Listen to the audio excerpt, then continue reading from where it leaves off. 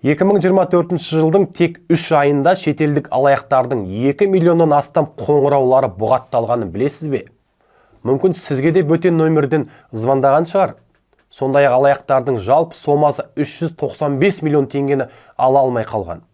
Депутат Әсем Рахметова осы мәселені көтеріп дабыл қақты. Ал біз әдеттегідей депутаттың келтірген деректерін бірге тексеріп көрейік. Ішкі істер министрлігі Қазақтелекоммен бірлесе отырып 2024 жылдың 3 айында 2 миллионнан астам қоңырауды бұғаттаған. Сонда шетелдік алаяқтардан күніне 22 мың, немесе минутына 15 қоңырау түсіп бұғатталып отырған. Айтпақшы, алаяқ демекші кеше менің әріптесімнің әкесіне бір алаяқ қоңырау шалып, баласының ауруханада жатқанын айтып, тез арада ақша жіберуін сұраған. Онысымен қоймай, туысқандарына да хабарласқан екен. Абырой болғанда әріптесіме әкесі бірден хабарласып, оқиға жақсылықпен аяқталды. Бағанағы айтқандарым ол шетелдік қоңыраулар ғана. Енді елімізде түрлі номер ауыстырып қоңырау шалатын алаяқтарды қарастырып көрсек.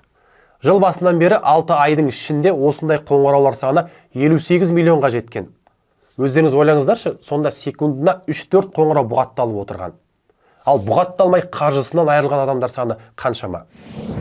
Қаржы демекші, жыл басынан бері 380 миллион теңге алаяқтардың құрығынан суырып алған.